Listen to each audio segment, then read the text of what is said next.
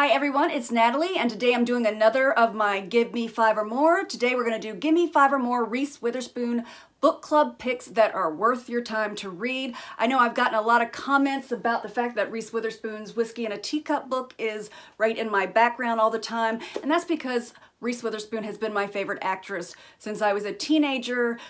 She was my favorite actress before anybody else knew who she was. I remember people, when we were talking about who we liked, to be like, well, my favorite actress is Reese Witherspoon, and people like, I have no idea who that is. She started off, her debut movie was The Man in the Moon, and not the one that's about the comedian. Hopefully I got the poster up so you can see what I'm talking about. Definitely check this movie out. Coming of age, set in the South, wonderful. So anyway, about 3 or 4 years ago, I started noticing the books I was buying on Amazon that I really enjoyed would have quotes by her like, this was a great book, or this was a great page turner, or I stayed up all night trying to figure this out, blah, blah, blah. And then I'm thinking, well, that's pretty cool. My favorite actress and I have the same taste in books. And then maybe a couple years later, she started her own book club on Instagram. So that's where these books are coming from. She started actually having her own book club, which is really cool. And you can find her on Instagram. So I just want to preface this by saying, if you see a Reese Witherspoon book club book pick that I'm not talking about, it doesn't mean it was bad. I have not read every single one of the books that she's picked out. They're all on my TBR for sure. But these are just 6 books that really stood out to me that I really think that you will enjoy.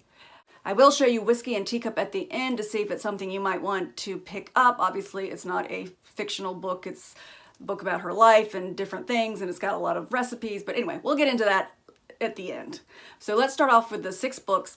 The first book is Still Lives by Maria Hummel.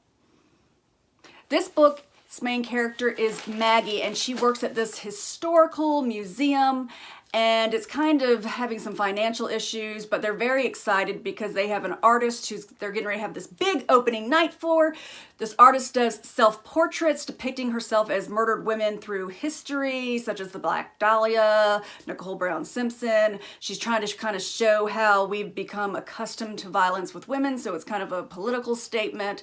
But anyway, it becomes a big grand affair, but the artist never shows up, and within a couple of days, she is considered missing by the police. Maggie becomes very involved, wanting to figure out what exactly has happened to her, and then she, starts realizing who in the museum knew her, who in the museum might have dated her, and just getting information as she solves this. As you can see, it has a beautiful cover as well. Really great, really enjoyed it. The next book I want to talk about is Where the Crawdads Sing by Delia Owens. A lot of people are talking about this book lately.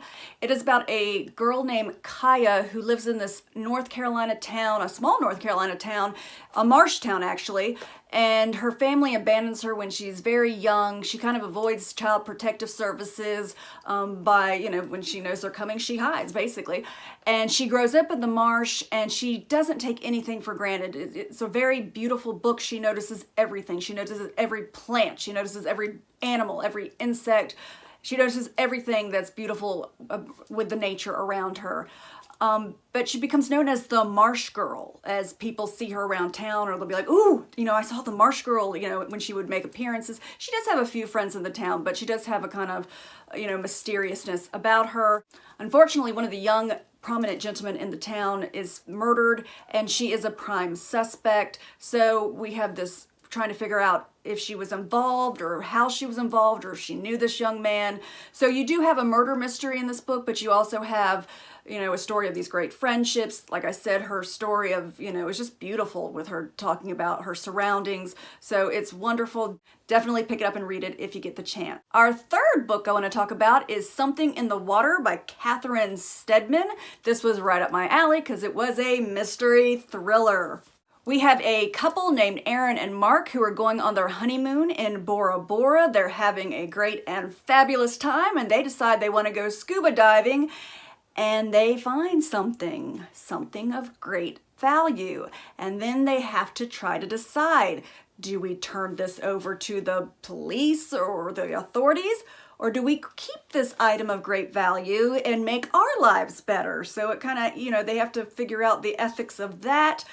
And of course, they start getting some weird messages because somebody knows that they have this I won't say exactly what it is, but they have something valuable that they find. I won't tell you exactly what it is, but they realize that there are other people out there who seem to know that they have it, or at least they know that they know something about it. Mysterious phone calls, mysterious happenings. And I will tell you, when we got to the end of this book, I was just like, what? This is insane. Like, it really blew my mind. The ending I did not see coming at all. So great book, great characters, great story. And it kind of poses the question, makes you think, what would you do in that situation if you went scuba diving and you found something really valuable? The next book is The Last Mrs. Parrish. It's by Liv Constantine.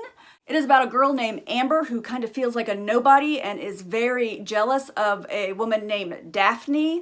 She watches Daphne. She thinks Daphne has the perfect life, and Daphne does seem to have that. She's kind of a socialite. She has a nice, rich husband, a beautiful family, and Amber basically manipulates herself into Daphne's home and manipulates her into having a friendship.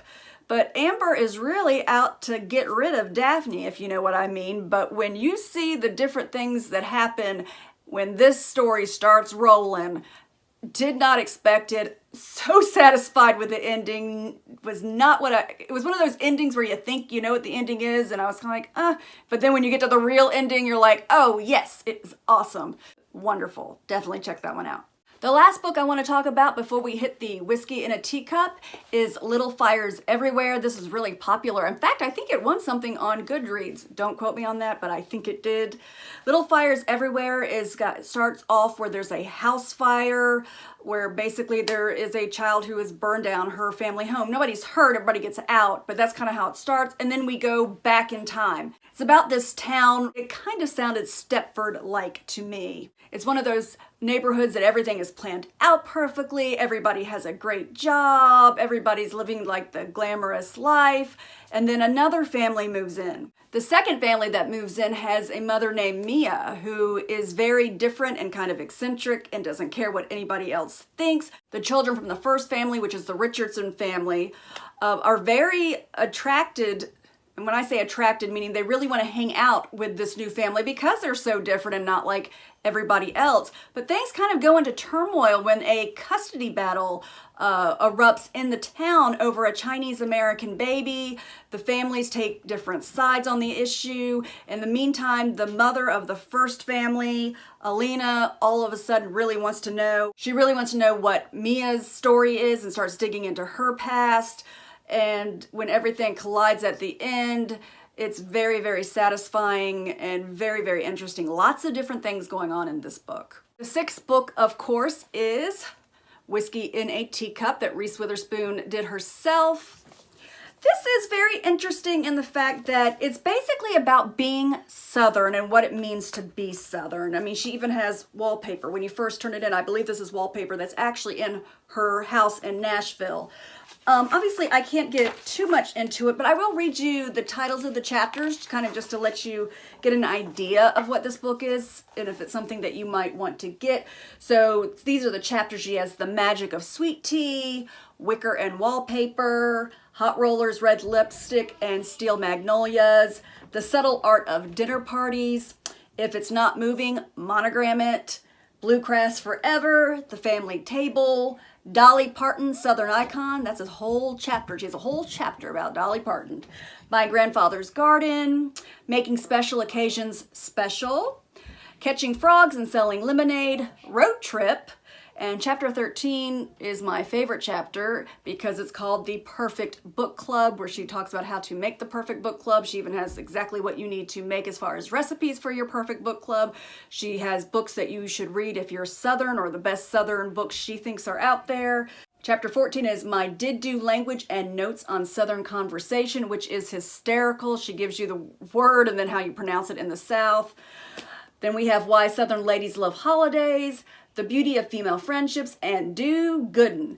And if you go to the back, because a lot of people assume this is just a cookbook, and don't get me wrong, this has a lot of recipes in it, but it is obviously more than a cookbook. But you can see we have a huge recipe index, and there are so many items that have pecans in them. And I don't know if you say pecan or pecan, but I think half the recipes have them in there.